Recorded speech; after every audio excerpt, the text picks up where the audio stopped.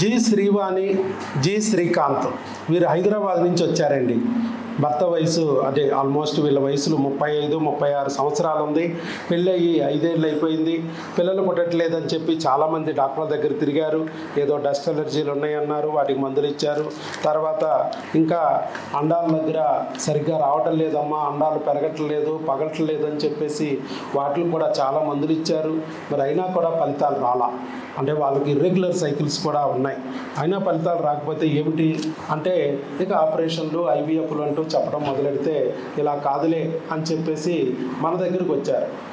మన దగ్గరికి వచ్చి ఎన్నాళ్ళు వచ్చిందండి ప్రెగ్నెన్సీ? సార్ 1 month 50 daysకి వచ్చింది సార్. అంటే ఆల్మోస్ట్ 45 డేస్లో వచ్చింది ప్రెగ్నెన్సీ న్యాచురల్గా. ఎలా జరిగింది ఇది? 5 సంవత్సరాల నుంచి రాని ప్రెగ్నెన్సీ, వచ్చిన నిలవని ప్రెగ్నెన్సీ ఇప్పుడు ఇక్కడ ఎలా వచ్చింది? మనం చెప్తున్నాం. ఒక ప్రెగ్నెన్సీ రాకపోవడానికి కారణం క్రిములు, వచ్చిన ప్రెగ్నెన్సీ అబార్షన్ అవ్వడానికి కారణం క్రిములు, తర్వాత ప్రెగ్నెన్సీ రాకపోవడానికి కారణమే క్రిములు. మళ్ళా ఆ క్రిముల్ని మనం గుర్తించి ఆ క్రిముల్ని తొలగిస్తే మరలా ప్రెగ్నెన్సీ వస్తుంది, అబార్షన్ అవ్వకుండా నిలబడుతుంది అని మనం చెప్పాం. ఈ క్రిముల కాన్సెప్ట్ అయితే ప్రపంచంలో ఏ డాక్టర్ చెప్పట్లేదు. ఏమంటే ఎవరైనా చెప్పారా మీకు? 6 to 7 హాస్పిటల్ పోయాం సార్. ఈ క్రిముల గురించి మన స్టార్టింగ్ రోజు వైఫ్ అండ్ హస్బెండ్ కి మీరు ఇచ్చే వ్యాక్సిన్ గురించి ఎక్కడ కూడా చెప్పలేదు సార్. టీకా గురించి ఎక్కడ చెప్పలేదు. ఈ క్రిముల గురించి టాబ్లెట్లు ఎక్కడ ఇవ్వట్లేదు. భార్యాభర్తలు ఇద్దరు వాడమనే విధానం కూడా ఎక్కడా లేదు. భార్యకి సమస్య ఉంటే రోజు స్కానింగ్లు, రోజు ఇంజక్షన్లు పొడవడమే తప్ప మరి ఆ క్రిమేంటి అని చెప్పి గుర్తించి వాటిని సరిచేసిన డాక్టర్ లేడు. మనం రోజు ఇంజక్షన్ చేసామండి? చేయలేదు సార్. రోజు స్కానింగ్లకు తిప్పామా? తిప్పలేదు సార్. ఏమీ లేదు. ఇక్కడికి వచ్చారు, బ్లడ్ టెస్ట్ చేయించుకున్నారు, మందులు కొరియర్ పెట్టించుకున్నారు. వాడుతూ ఉండగానే ప్రెగ్నెన్సీ కన్ఫామ్ అయింది డాక్టర్ అన్నారు. మేము వాట్సాప్ ద్వారానే ఏ టెస్ట్ చేయించుకోవాలి, ప్రెగ్నెన్సీ కన్ఫామ్ అయిన దానికి బ్లడ్ టెస్ట్లు ఏం చేయించుకోవాలని చెప్పాము. అక్కడ దగ్గరలో ఉన్న వాళ్ళకి నమ్మకం ఉన్న డాక్టర్ దగ్గరికి వెళ్ళి చేయించుకోమన్నాం. చేయించుకుని మాకు పెట్టారు. ఇదిగో అక్కడే లోకల్గా డాక్టర్ దగ్గర చేయించుకోమంటే చేయించుకుని పెట్టారు. నమ్మకం ఉన్న స్కానింగ్ సెంటర్కి వెళ్ళమన్నాం. హైదరాబాద్లోనే అక్కడే స్కానింగ్ సెంటర్కి వెళ్ళి పెట్టారు. ఆ డేట్ ఏ స్కాన్ తీయాలి, ఏ బ్లడ్ టెస్ట్ చేయాలనేది కూడా ప్రిస్క్రిప్షన్ మేము వాట్సాప్లో పెట్టేస్తాం. అది అక్కడ చూపించండి, వాళ్ళు స్కాన్ చేస్తారు. ఆ రిపోర్ట్ మాకు పెట్టండి అన్నాం. అలాగే పెట్టారు. అక్కడ చక్కగా స్కాన్ రిపోర్ట్ ఇచ్చారు. చూడండి, ప్రెగ్నెన్సీ ఉంది, uterus normal, single intrauterine gestational sac seen, yolk sac seen, fetal pole seen, fetal heart beat 180 beats per minute అని చెప్పి అక్కడే డాక్టర్ గారు మరి అక్కడ స్కానింగ్ సెంటర్ వాళ్ళు ఇచ్చేశారు. అలాగే కాకుండా ఏజ్ అంటే ఇది సెకండ్ విజిట్. ఆయన ఆల్రెడీ ఇంతకు ముందు వచ్చారు. ప్రెగ్నెన్సీ కన్ఫామ్ అయినప్పుడు ఓన్లీ శాక్ మాత్రం వచ్చింది, పేటల్ పార్ట్ హార్ట్ బీట్ రాలేదంటే నేను మళ్ళీ మందులు ఇచ్చి పంపించాను. ఇప్పుడు పేటల్ పార్ట్ హార్ట్ బీట్ కూడా అన్నీ వచ్చేసి ఇగో పిక్చర్స్ పబ్బలు కూడా ఇచ్చారు. వైఫ్ రావక్కర్లేదు, హస్బెండ్ వస్తే చాలు, హస్బెండ్ వచ్చి ఆ మందులు తీసుకెళ్ళొచ్చు అని చెప్పాం. అలాగే వచ్చారు, తీసుకెళ్లారు. సో చూడండి మరి ఎలా సాధ్యమైంది సార్? బయట మీకు ఏం జరిగింది? ఫస్ట్ పెళ్ళైన 5 ఏళ్లలో ఎక్కడెక్కడ తిరిగారు, ఏమేమి చెప్పారు, ఏం జరిగింది? ఇక్కడ మనం వీడియో ఎలా చూడగలిగారు, మన దగ్గరికి ఎలా వచ్చారు, ఇవన్నీ షేర్ చేసుకుంటే వాళ్ళకు కూడా కొంత ధైర్యం వస్తుంది. యాక్చువల్లీ మాకు పెళ్ళైనాక 1 year లోపే ప్రెగ్నెన్సీ వచ్చింది. యాక్చువల్గా మేము కొద్దిగా చూసుకోకుండా మిస్క్యారేజ్ అయిపోయింది. ఇక అప్పటి నుంచి మా మిస్సెస్కి మిస్క్యారేజ్ ప్రాబ్లమ్స్ అని చెప్పేసి మ్యాక్సిమం ఇర్రెగ్యులర్ పీరియడ్స్, ఈక్వాలిటీ రాకపోవడం, దీనివల్ల ఈ ఇష్యూస్ తోటి ఒక హైదరాబాద్లో కానీ కరీంనగర్లో కానీ చాలా హాస్పిటల్లో తిరిగాం. 6 to 7 హాస్పిటల్లో తిరిగాం. తిరిగిన కూడా వాళ్ళు ఒకటే 5-6 months చూడడం, 10 months చూడడం, 1 year దాకా చూడడం, మళ్ళీ 15 days 11 days నుంచి వెళ్ళి స్కాన్స్ అని, ప్రతి డే బై డే తిరగడం, ఇంజెక్షన్స్ అని చాలా చెప్పి చాలా ఖర్చు పెట్టి లాస్ట్కు ఇక్కడ కాదు, ఇది కాదు, అది కాదు అని చెప్పేసి మీరు హైవేకి వెళ్ళండి, డోనర్ ఇచ్చుకోండి, ఈ ఆపరేషన్ చేయాలి, ఆ ఆపరేషన్ చేయాలి అని చెప్పడం జరుగుతుంది. మా రిపోర్ట్స్ తోటి మేము ఆల్రెడీ సార్ ఒక వీడియోస్, మిగతా వాళ్ళ సక్సెస్ఫుల్ స్టోరీస్ అని చూసినప్పుడు అన్ని కామన్గా ఉన్నాయి. అయినప్పుడు మరి సార్ చేసే ట్రీట్మెంట్ డిఫరెంట్గా ఉంది, రిజల్ట్స్ అనేది ఇంటిలో వస్తుంది, పాజిటివ్గా వస్తుంది. వీళ్ళు చేసేది డిఫరెంట్గా ఉంది. వీళ్ళు ఏంటంటే అనవసరంగా ఖర్చు పెట్టడం, వేరే విధంగా చేయడం అని చెప్పేసి బయట హాస్పిటల్లో చెప్తున్నారు. సో కాబట్టి మా మిస్సెస్ కానీ వాళ్ళ ఫ్రెండ్ రెఫర్ చేశారట. ఒక 2 months సార్ వీడియోస్ అన్నీ చూసాం. చూసినాక సేమ్ మాకున్న ప్రాబ్లమ్సే వాళ్ళకు ఉన్నాయి. వాళ్ళు ఇన్ టైంలో రావడం, సార్ నమ్ముకోవడం, ఫాస్ట్గా వాళ్ళకి రిజల్ట్ వచ్చేసరికి మేము కూడా ధైర్యం చేసి రావడం జరిగింది. సార్ వచ్చాక సారు మీలాగే మేము కూడా కూర్చొని విన్నాం అన్ని కూడా డౌట్స్. సో మనకి ఏవైతే డౌట్స్ ఉన్నాయో సార్ అన్ని వీడియోలో చెప్పాడు, లైవ్ కూడా చెప్పాడు అన్ని విధాలుగా. సో సార్ డౌట్ క్లారిఫై చేసుకున్నాం. 4 months క్రీమ్ల కోసం వాడాక తర్వాత 1 month సంబంధించి మనకు కోర్స్ రాశాక ట్యూబ్స్ క్లీన్ చేసి వాష్ చేశాక ఫస్ట్ మంత్ రిలీజ్ వచ్చేసింది. సో కాబట్టి పాజిటివ్ మైండ్ తోటి సార్ నమ్మి సార్ చెప్పే ట్రీట్మెంట్ కమిట్మెంట్ తోటి మనము ఫాలో అయినాం అనుకోండి 100% మనకు రిజల్ట్స్ వస్తుంది. కాబట్టి పాజిటివ్గా వైఫ్ ఉండండి. సైడ్ ట్రీట్మెంట్ తోటి ఫాలో కావాలి. కొద్ది ట్రాన్స్పోర్ట్ అన్ని దూరం ఉంటుంది కాబట్టి అవసరం కాబట్టి దాని మీద ప్లాన్ చేసుకుని రావాల్సి ఉంటుంది. అందరికి కూడా సక్సెస్ అవుతుంది. 5 ఏళ్ల నుంచి పెళ్ళైన కొత్తలోనే ఏదో ప్రెగ్నెన్సీ వచ్చినట్టు యూరిన్ టెస్ట్లో వచ్చింది, పోయింది. అది నిజంగా వచ్చిందో తెలీదు, పోయిందో తెలీదు. తర్వాత నుంచి డాక్టర్లు అందరూ చూడటం, మరి ప్రెగ్నెన్సీ ఎందుకు వచ్చింది, ఎందుకు పోయింది అనే దాన్ని ఆలోచించలేదు.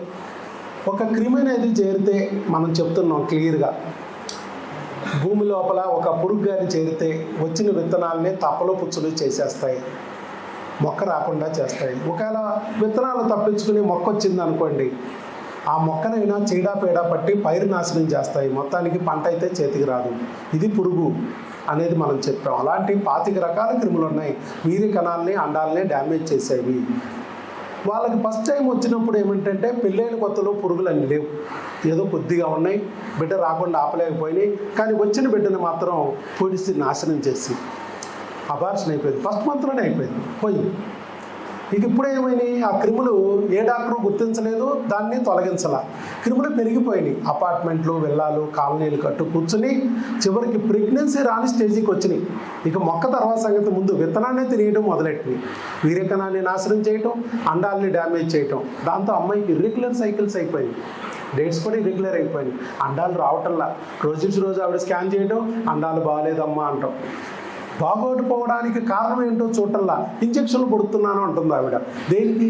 హార్మోన్కి ఇంజక్షన్ పొడుస్తుంది. అక్కడ సమస్య హార్మోన్ కాదు, క్రిమి.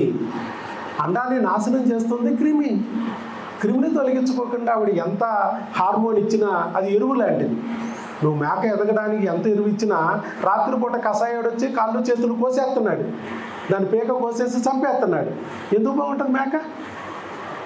ఎరువేయడం కాదు, దాన్ని కోసేసే కషాయం కూడా తొలగించాలి. అప్పుడు కదా మేక మిగులుద్ది. నువ్వు వేసిన ఎరువు వేసుకున్న ఎరువు వల్ల అది ఏపుగా ఎదుగుద్ది. అసలు కషాయుడు ఉంటే దాన్ని తొలగించుకోకపోతే ఎలా? ఆ కషాయుడు లాంటి క్రిమిని తొలగించాలి అని మనం చెప్పడం, ఆ క్రిమికి సంబంధించి భార్యాభర్తలు ఇద్దరికి టెస్టులు చేయడం, దానికి సంబంధించి ఇద్దరికి మందులు ఇచ్చాం.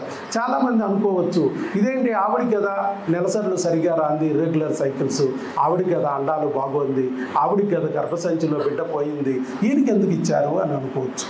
ఎందుకు ఇచ్చామంటే అదే క్రిమి భర్తకు కూడా అంటుకుంటుంది. ఇప్పుడు సపోజ్ భార్య గర్భసంచిలో విత్తనం ఉంది, విత్తనము అంటే ఆవిడ అండాశయం ఉంది, ఆ అండాశయము ఈ వీర్యకణము రెండూ కలిస్తేనే కదా పిండము. సో ఈయనకి క్రిమి ఉందనుకో, పొద్దున్న ఈయన కరోనా వచ్చిందనుకో, రాత్రి కల్లా భార్యకి అంటుకుంటుంది. ఒకవేళ పొద్దున్నే భార్య కరోనా వచ్చిందనుకో, రాత్రి కల్లా భర్తకు అంటుకుంటుంది. ఇద్దరికి ఒకరి నుంచి ఒకరికి అంటుకుంటుంది. ఇద్దరు 2 అర్ధ భాగాలు కాబట్టి ఇద్దరు ఒంట్లో నుంచి క్రిములు బురదని కడిగేయాలమ్మా అని చెప్పా. బురద ఆయనకు అంటుకుంటే ఈవిడికి అంటుకుంటుంది, ఈయనకుంటే ఆయనకు అంటుకుంటుంది. ఇద్దరిని కడిగేయాలి. అలాగే ఆ రకంగా మేము క్రిములకు సంబంధించి ఇద్దరికి మందులు పెట్టాం. అందుకే చక్కగా క్రిమి పోయింది, ఆవిడ అండాలు క్వాలిటీ పెరిగింది, ఆయన వీర్యకణాలు అద్భుతంగా తయారయ్యాయి. ఇప్పుడు బ్రహ్మాండంగా ప్రెగ్నెన్సీ న్యాచురల్గా వచ్చింది. ఆపరేషన్ లేదు, ఐవీఎఫ్లు లేవు. వాళ్ళంతా ఐవీఎఫ్లు ఆపరేషన్లు అని చెప్పడం కూడా జరిగింది. వాళ్ళకి 2 లక్షలు 3 లక్షలు పెట్టుకునే స్తోమత లేక అంత పెట్టినా కూడా ఒళ్ళంతా గుల్ల చేస్తారు ఇంజక్షన్ల పేరుతో. గ్యారంటీ ఏమి ఇవ్వటం లేదు. అనవసరంగా ఐరాణ ఎందుకు? ఇక్కడ డాక్టర్ గారు చక్కగా విజయవాడలో మందులతోనే ప్రెగ్నెన్సీ తెప్పిస్తున్నారు కదా, న్యాచురల్గా రహదారి లాంటి ఆ దారి చూద్దాం. ఈ ఐవీఎఫ్ల గోదావరి, ఆపరేషన్ గోదావరి ఎందుకు మనకి? ఆ దారిలో రాకపోతే ఏ దారి లేకపోతే ఈ రహదారి.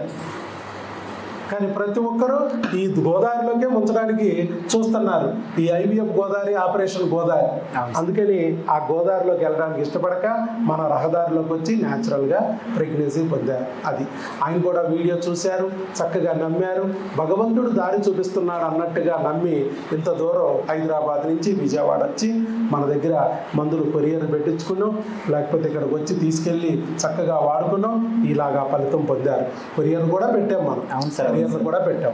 అలాగే ప్రెగ్నెన్సీ వచ్చింది అనగానే మన దగ్గరికి రావక్కర్లా, మనము వాట్సాప్లో వాళ్ళు ప్రెగ్నెన్సీ యూరిన్ టెస్ట్ పాజిటివ్ వచ్చింది అనగానే టెలికాలర్ల ద్వారా మనం వాళ్ళని కాంటాక్ట్ చేయగానే ప్రిస్క్రిప్షన్ పెట్టాం, చక్కగా అక్కడే టెస్టులు చేయించుకుంటున్నారు.